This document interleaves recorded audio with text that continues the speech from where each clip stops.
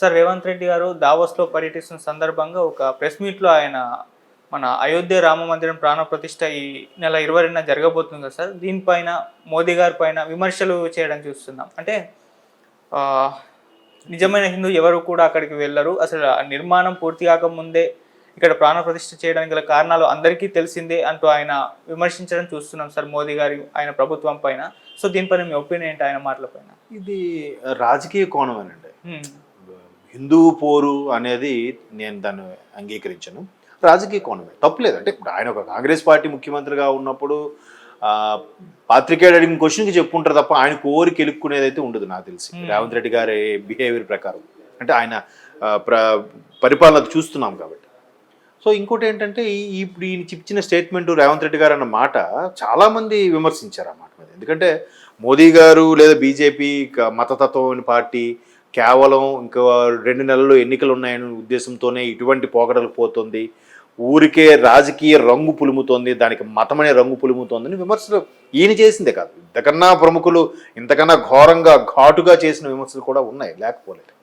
అయితే ఏంటంటే అది ఆ విగ్రహ ప్రాణ ప్రతిష్టకు సంబంధించి దేశ నలుమూల నుంచి మేధావులు, పండితులు, సిద్ధులు, యోగులు వాళ్ళతో పెట్టిన ముహూర్తం ఇది. మఠాధిపతులు, పీఠాధిపతులతో పెట్టించిన ముహూర్తంకి ఆ పర్టికులర్ దాన్ని ఏమంటారు, పుష్యమాసం అయిపోయిన తర్వాత లేదా మాఘమాసం నెక్స్ట్ వచ్చే మాసంకి సంబంధించి ఏదైతే ఉందో ఆ మాసాల్లో వచ్చే రాముని నక్షత్రము కానీ అయోధ్య స్థల ప్రభావం కానీ దానికి సంబంధించి అన్ని వెరిఫై చేసి ఆ ముహూర్తం తీపిచ్చారు.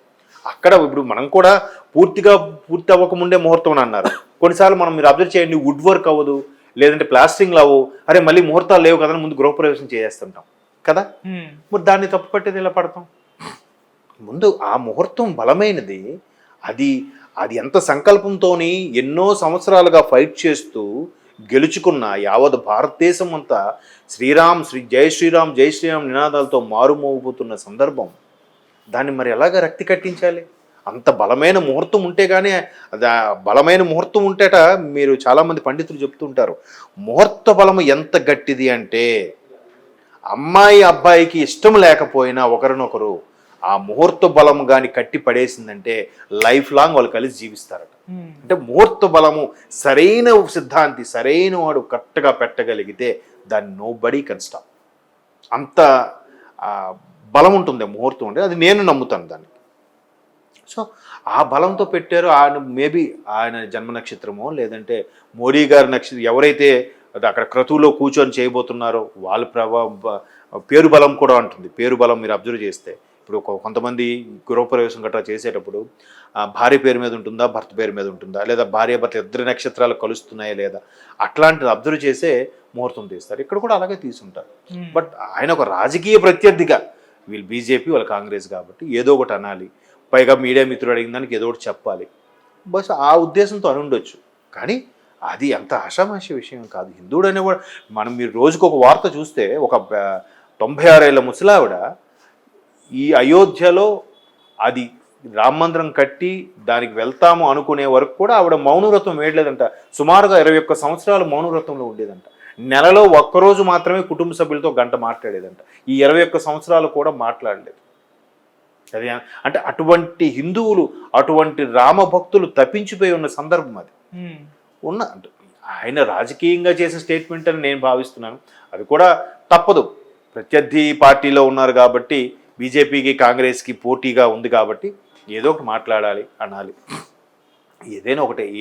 అయితే ఆయన చివరికి ఒక మాట అన్నారు, భద్రాచలం ఒకటేనా అయోధ్య ఒకటే అని అన్నారు. వెళ్తాను అన్నారుగా, వెళ్ళనని అనలేదుగా.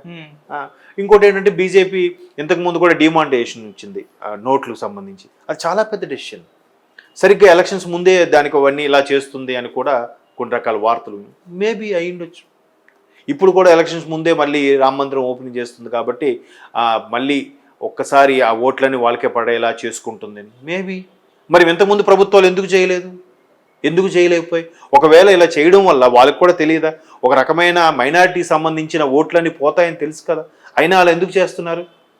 ఎంతోమంది, కొన్ని కోట్ల మంది కళని కదా చేస్తున్నారు. మీరు అలా చేయండి చూద్దాం. నాకు అసలు రేవంత్ రెడ్డి గారన్నా అభిమానమే, మోదీ గారన్నా అభిమానమే. పార్టీలు వేరే ఉండొచ్చు, కానీ ఎవరైనా అయ్యో పార్టీ నష్టపోతుందంటే మనం చాలామంది చేయరు. అమ్మో వాళ్ళు ఒక 1,00,000 ఓట్లు పోతాయంటే అవి ఎవరికీ న్యాయం చేయరు. అలాగే కదా బతికిస్తాం 75 సంవత్సరాల స్వతంత్ర భారతదేశంలో. ఇంతమందికి పర్సంటేజ్ ఆఫ్ పర్సన్స్కి లబ్ధి చేకూరినప్పుడు ఎందుకు చేయకూడదు? చేయొచ్చు కదా. అది కూడా ఒక వాదం ఉంది.